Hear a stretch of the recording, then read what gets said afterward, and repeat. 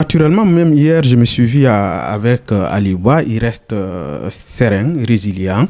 Et lui aussi, il attend avec foi et détermination ce verdict de demain.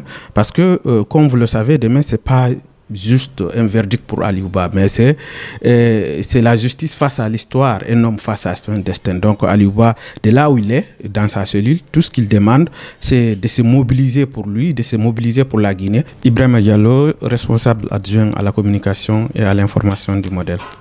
Alors, le dossier Aliouba à la Cour d'appel de Conakry, le verdict est attendu donc ce mercredi, le 28 mai.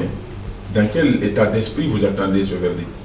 Oui, bon, c'est avec un grand espoir et aussi avec de la retenue que nous attendons ce verdict qui s'annonce très déterminant pour la justice guinéenne, mais également pour la démocratie.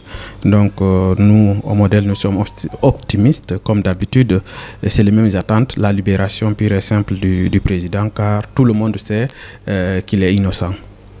Okay. Alors, vous attendez à une grande mobilisation demain?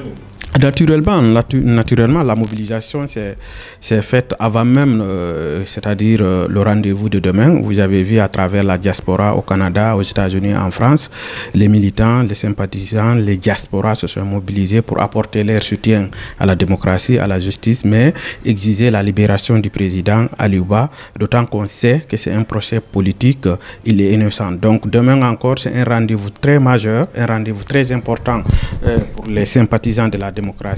Toutes les personnes éprises de paix et de justice sont appelées dans le calme, dans la sérénité pour apporter le soutien inconditionnel à la démocratie, mais surtout au président Aliouba. Alors, c'est quoi le sentiment d'Aliouba aujourd'hui? Oui, naturellement, même hier, je me suis vu avec Aliouba. Il reste serein, résilient. Et lui aussi, il attend avec foi et détermination ce verdict de demain. Parce que, comme vous le savez, demain, c'est pas juste un verdict pour Aliouba, mais c'est la justice face à l'histoire, un homme face à son destin. Donc Aliouba, de là où il est, dans sa cellule, tout ce qu'il demande, c'est de se mobiliser pour lui, de se mobiliser pour la Guinée, mais dans la discipline, dans la paix et dans la sérénité. Vous savez que lors des précédentes audiences, ça n'a pas été facile, hein, notamment pour les journalistes. Oui, ça n'a pas été facile. Vous savez que c'est une bataille judiciaire. Hein? C'est un procès inédit. En première instance, c'était 3 audiences. Contrairement en appel, nous avons assisté à 6 audiences avec des hauts et des bas. Vous-même, en tant que journaliste, vous avez vu, c'était des audiences très mouvementées. Parfois, les militants sont interdits dans la salle, les diplomates, les médias que vous êtes. Mais nous avons toujours gardé notre calme avec le soutien des avocats et des organisations de défense des droits humains.